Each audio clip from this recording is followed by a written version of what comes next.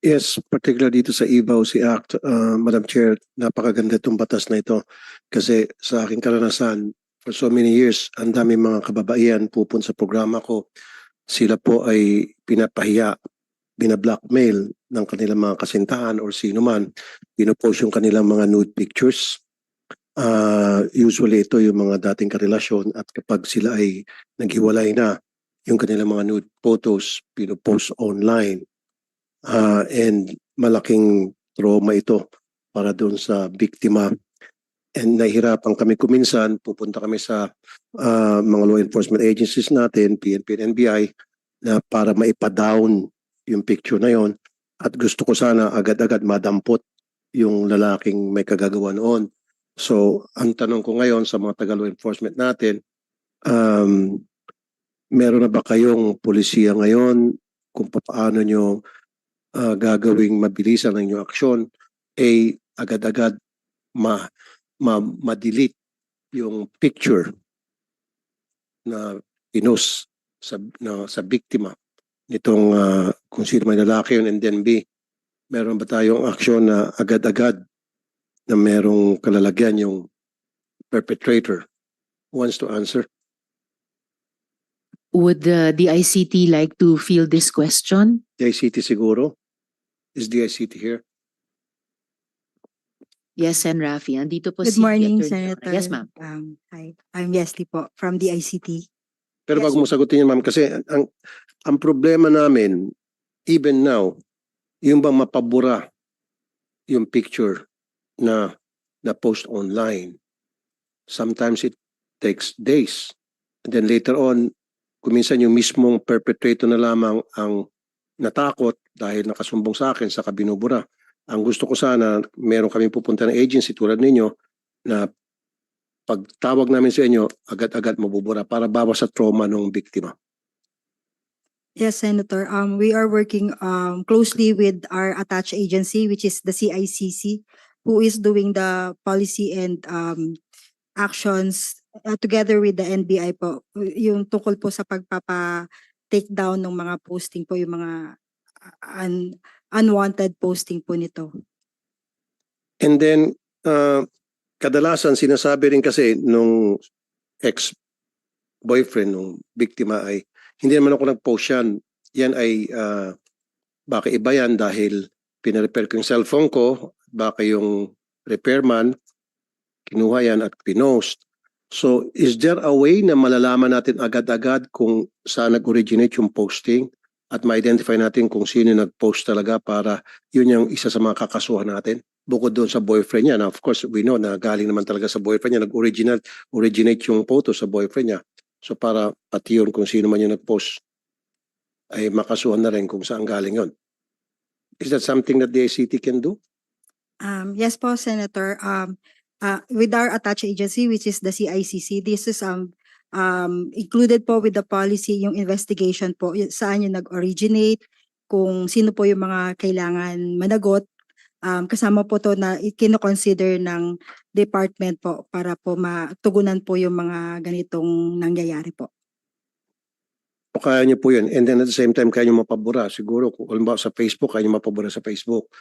So may contact ba kayo sa Facebook Philippines, sa Meta? May mga contact ba kayo sa TikTok, sa YouTube?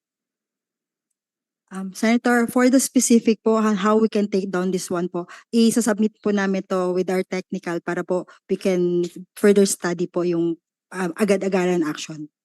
So hindi niyo pa alam kung paano.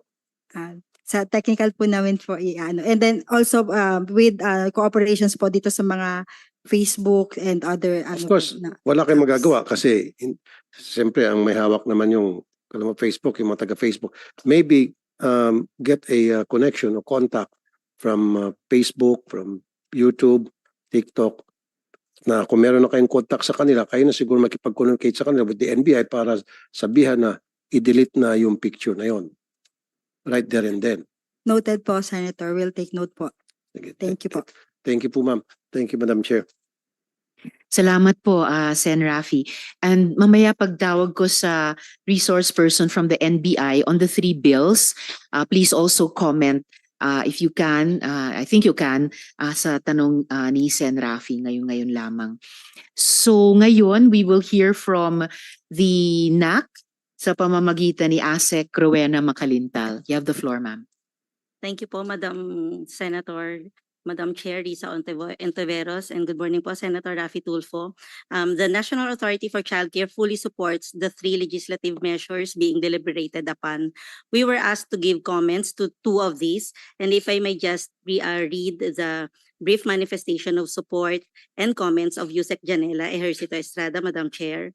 The NECC supports the intention of Senate Bill number 2232 by expanding the coverage and penalties provided for in the original Safe Spaces Act. We agree that by inserting the provisions on penalties for gender-based sexual harassment in the workplace and the penalties for gender-based sexual harassment in education and training institutions, and by increasing the penalty, the duration of imprisonment, and the amount of fine, to ensure that appropriate penalties, which is more or less commensurate to the damage caused by said act of gender-based sexual violence, further strengthens the legislative intent of this important measure.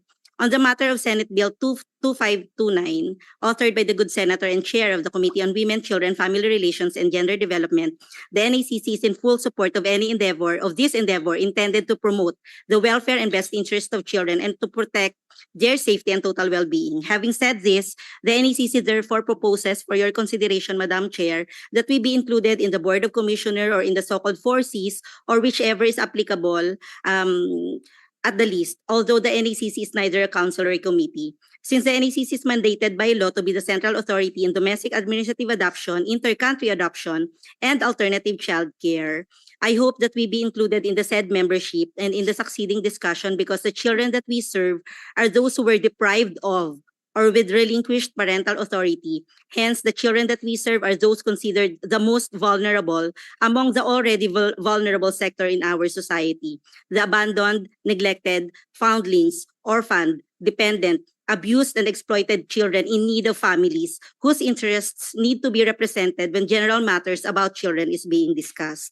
However, it may be of great help if the proposed bill can further justify the crucial and overarching need for the reorganization of the CWC currently attached to the DSWD into the new Philippine Commission on Children attached to the Office of the President in relation to the general efforts on streamlining of bureaucratic structure and processes in the government. But nevertheless, the NECC fully supports this measure. Thank you, Madam Chair, for always inviting us to these public hearings, and thank you for the kind attention and the ardent support that you always generously extend to the NECC. We already have submitted our position paper, Madam Chair. Thank you. Thank you, ASEC Rowena, dun sa position paper at sa presentation nyo ngayon, and well noted po yung position at saka yung mga recommendations din po ninyo. Thank you very much.